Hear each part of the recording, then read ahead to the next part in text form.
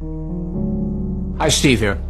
This video is just going to be plain blunt. I've already been telling you the reality of what the Bible says about these last days, and I told you the reality of what's going on in this world right now.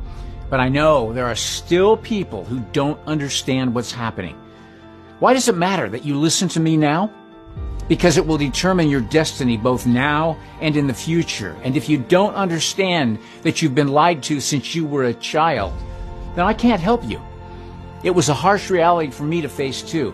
But unless you face it and understand that it is true, you'll become a victim of everything happening to you in this world now. Most people are oblivious to what's going on.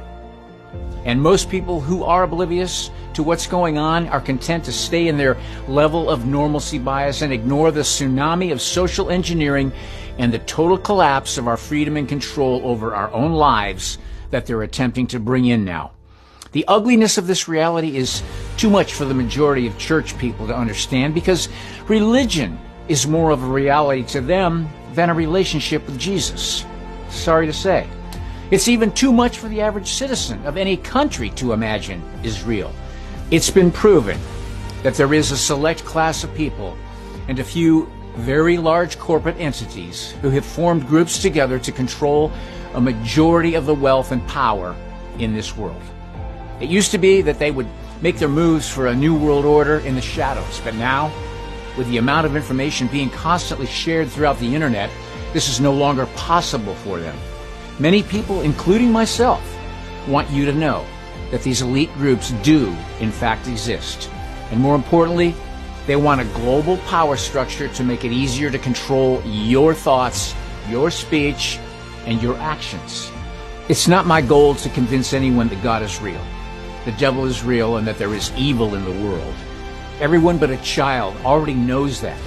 But what I do want you to know is that everything the Bible has prophesied will come to pass, and we're seeing it happen in our day. If it wasn't so, why did Jesus say it and have it recorded in 3 of the 4 Gospels? The elites of the world are calling this the Great Reset, but the Bible calls it the Great Tribulation. In the Gospel of Matthew, Jesus said, "For nation will rise up against nation and kingdom against kingdom. There will be famines and earthquakes in various places. All these events are the beginning of labor pains." In Mark, he said, "For nation will rise up against nation and kingdom against kingdom. There will be earthquakes in various places and famines. These are the beginning of birth pains." And in Luke chapter 21, he said, "Then he told them, nation will be raised up against nation and kingdom against kingdom.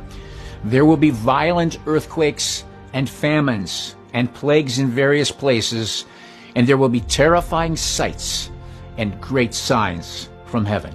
How do we know that he was talking about the time we live in now? The book of Revelation gives us the details, and in chapter 6 we see the signs of the seals being opened. I've already covered the rider on the white horse, and I explained it in detail in a previous video.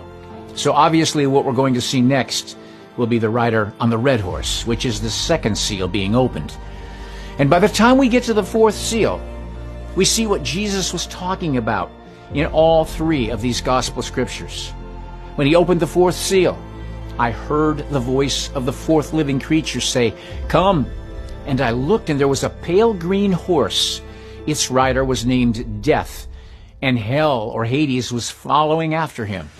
They were given authority over 1/4 of the earth to kill by the sword, by famine, by plague, and the wild animals of the earth. But I believe that the rider on the red horse, the next seal that will be opened, will be the one that will catapult this earth into the Great Tribulation.